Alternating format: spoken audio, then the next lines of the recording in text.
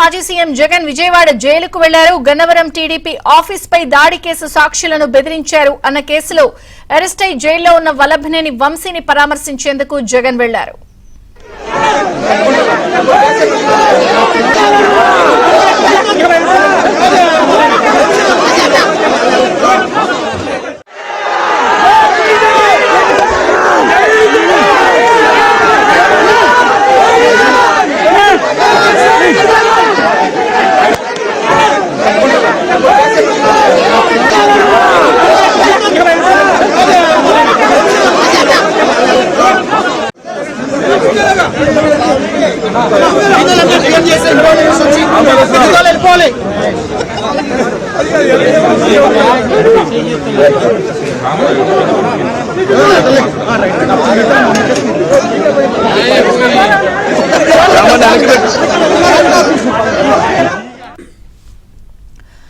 మాజీ సీఎం జగన్ విజయవాడ జైలుకు వెళ్లారు. గన్నవరం టీడీపీ ఆఫీస్ పై దాడి కేసు సాక్షులను బెదిరించారు అన్న కేసులో అరెస్ట్ అయి జైల్లో ఉన్న వల్లభనేని వంశీని పరామర్శించేందుకు జగన్ జైలుకు వెళ్లారు.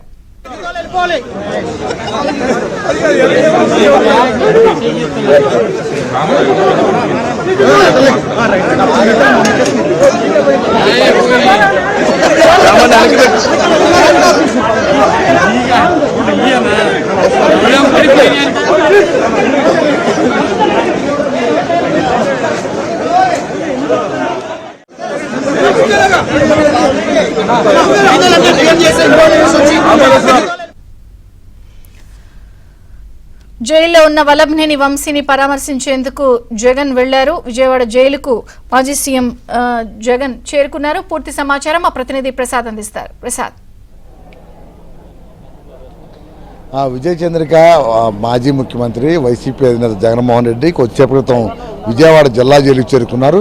ముఖ్యంగా గన్నవరం తెలుగుదేశం పార్టీ కార్యాలయం దాడి ఘటనకు సంబంధించి ఆ కేసులో సాక్ష్యాలను తారుమారు చేసేందుకు ఎవరైతే ఫిర్యాదుదారుడు ఉన్నాడో సత్యవర్ధన్ అతన్ని భయపెట్టి ప్రలోభపెట్టి ఆ కేసును తారుమారు చేసేందుకు ప్రయత్నించారనే అభియోగాలపై వంశీమోహన్పై కేసు నమోదైంది. A1తో పాటు 10 మందిపై కూడా కేసులు నమోదు చేశారు. మొత్తం ఈ 11 మందిలో వంశీతో సహా 5గురిని ఇప్పటికే అరెస్ట్ చేసిన నేపథ్యంలో వాళ్ళు రిమాండ్ ఖైదీలుగా విజయవాడ జిల్లా జైల్లో ఉన్నారు. దీనికి సంబంధించి ఒక పక్కన కోర్టు విచారణ జరుగుతున్న నేపథ్యంలో జగన్మోహన్ రెడ్డి వంశీని పరామర్శించేందుకు జైలు దగ్గరికి వచ్చారు. ప్రస్తుతం మనం జిల్లా జైలు దగ్గరే ఉన్నాము. ఇక్కడ చూస్తున్న క్రౌడ్ కూడా మొత్తం జగన్ చూసేందుకు ఇటు అన్ని మీడియా ప్రతినిధులతో పాటు కార్యకర్తలు అభిమానులు కూడా ఇక్కడ తరలి వచ్చారు.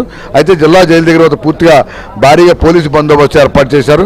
ఈ మార్గంలో ఎవరిని అనుమతించకుండా కేవలం కొంతమంది ముఖ్య నాయకులతో పాటు ఆ మీడియా ప్రతినిధులు మాత్రమే ఇక్కడికి అనుమతి ఇచ్చారు.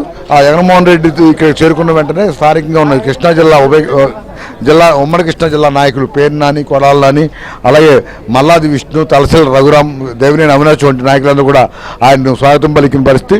ఆ తర్వాత ఆయనతో పాటు వల్లభనేని వంశీ సతీమణి పంకజశ్రీ వీరిద్దరూ మాత్రమే లోపలికి అనుమతించారు. కొంతమంది నాయకులు వెళ్లేందుకు అనుమతించినప్పటికి కూడా ప్రయత్నించినప్పటికి కూడా లోపలికి ఎటువంటి అనుమతి లేదని ములాఖాతులో కేవలం 2 నుంచి 3 వరకే అనుమతి ఉన్న నేపథ్యంలో వల్లభనేని వంశీతో ములాఖాత్ అయ్యేందుకు జగన్మోహన్ రెడ్డి వంశీ సతీమణి మాత్రమే ఇప్పుడు లోపలికి వెళ్ళిన పరిస్థితి. ప్రస్తుతం వంశీతో అయితే జగన్ భేటీ లోపల ములాఖాత్తో మాట్లాడుతున్నట్టు కూడా తెలుస్తూ ఉంది.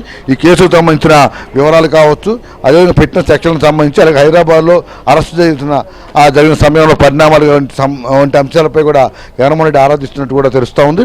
అయితే ఈ కేసులో మొదటి నుంచి కూడా వంశీ ఈ కేసు నమోదైనప్పటి నుంచి కూడా హైదరాబాద్లో ఉంటున్నారు. అయితే సత్యవర్ధన్ ఎవరైతే ఇప్పుడు ఈ ఫిర్యాదుదారుడు ఉన్నాడో సత్యవర్ధన్కు సంబంధించి అతన్ని బలవంతంగా కేసులు మాఫీ చేసే విధంగా లేదా కేసును తప్పించుకునే విధంగా ప్రలోభ పెట్టారని కొంతమంది వంశీ అనుచరులు వ్యవహరించారని కూడా ఆరోపణలు వెలువడుతున్నాయి. దానికి సంబంధించి ఇప్పటికే పోలీసులు కొన్ని కీలకమైన ఆధారాలు సేకరించారు. ఆధారాలను బట్టి వంశీ అరెస్ట్ చేసినట్టు కూడా చెప్తున్నారు. అయితే వైసీపీ నాయకులు మాత్రం ఇదంతా పూర్తిగా రాజకీయ కక్షతో అరెస్ట్ చేశారని ఆరోపణలు చేస్తున్నప్పుడు కూడా పోలీసులు మాత్రం సాక్ష్యాలు సేకరించిన తర్వాత తాము అరెస్ట్ చేశామని కూడా చెప్తా ఉన్న పరిస్థితి కనిపిస్తూ ఉంది.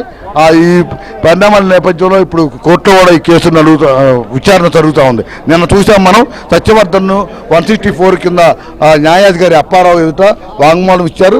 మొత్తం ఏ సందర్భాల్లో ఏ పరిస్థితుల్లో ఎవరెవరు తనను కలిశారు, ఏ విధంగా బెదిరించారు, అదేవిధంగా ఇక్కడ నుంచి హైదరాబాద్ ఎలా తీసుకువెళ్లారు, ఎన్ని కార్లు మార్చారనే అంశాలపై కూడా ఆయన మొత్తం జరిగిందంతా కూడా న్యాయమూర్తి వాంగ్మూలం ఇచ్చారు. ఆ మొత్తం కూడా పూర్తిగా న్యాయాధికారి రికార్డ్ చేసినట్టు కూడా తెలుస్తోంది. ఇప్పుడు సత్యవర్ధన్ ఇచ్చిన వాంగ్మూలాన్ని బట్టి కేసు విచారణ కూడా ముందు సాగే అవకాశం ఉన్న పరిస్థితుల్లో మరోవైపు వల్లభనేని వంశీకి సంబంధించిన బెయిల్ పిటిషన్ కూడా ఈరోజు కోర్టులో విచారణ జరిగింది. నిన్న ఒకవైపు వంశీకి సంబంధించి ఆరోగ్యం అతనికి బాగాలేదు, నడువు నొప్పి వల్ల కింద పడుకోలేని పరిస్థితిలో వల్లభనేని వంశీ ఉన్నారు. అందువల్ల జైల్లో మంచం ఒకటి ఏర్పాటు చేయడంతో పాటు బయట నుంచి ఇంటి నుంచి ఆహారాన్ని తీసుకొచ్చే విధంగా అనుమతి ఇవ్వాలంటూ న్యాయమూర్తికి ఒక పిటిషన్ దాఖలు చేశారు. అదేవిధంగా ఈ కేసులో ఉద్దేశపూర్వకంగా రాజకీయ కక్షతోనే కేసు నమోదు చేసిన నేపథ్యంలో ఆయన బెయిల్ మంజూరు చేయాలని కూడా వంశీ తరపున న్యాయవాదులు నిన్న పిటిషన్ దాఖలు చేయడం జరిగింది. ఇదే సందర్భంలో పోలీసులు కూడా వంశీని 10 రోజుల పాటు కస్టడీకి ఇవ్వాలంటూ కూడా మరో పిటిషన్ కూడా దాఖలు చేశారు. ఈ రెండు లోపలికి కలవడానికి వెళ్ళి ఏ టైంకి బయటికి రావచ్చు? అంటే విజయచంద్రిక వంశీ జగన్మోహన్ రెడ్డి ఇల్లుకి దాదాపు 10 నిమిషాల నుంచి పావు గంట మాత్రమే కావస్తుంది. ఆయన లోపలికి వెళ్ళి పావు గంట అయింది. దాదాపు మరో పావు గంట సేపు భేటీ అయ్యే అవకాశం ఉందని కూడా చెప్తా ఉన్నారు. ఆ తర్వాత ఆయన బయటకు వచ్చిన తర్వాత మీడియాతో కూడా మాట్లాడేందుకు ఇక్కడ అన్ని రకాల ఏర్పాట్లు చేశారు. ఎందుకంటే మొదటి నుంచి కూడా ఈ కేసుకు సంబంధించి వంశీ ఏం చేశారు, లేకపోతే ఏ విధంగా బెదిరించిన అంశాలపై కాకుండా వంశీని ఉద్దేశపూర్వకంగా ఇరికెచ్చారనే వైసీపీ నేత మొదటి నుంచి చెప్తా ఉన్నారు.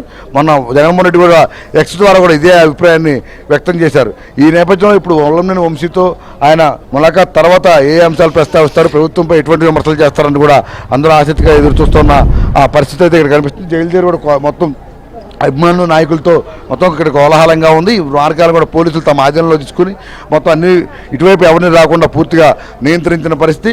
అయితే ఇప్పుడు లోపల వంశీని ఇప్పటికీ ఇక్కడికి వచ్చే ముందు కూడా జగన్మోహన్ రెడ్డి జిల్లా నాయకులతో ప్రత్యేకంగా తన క్యాంప్ కార్యాలయంలో భేటీ అయ్యారు.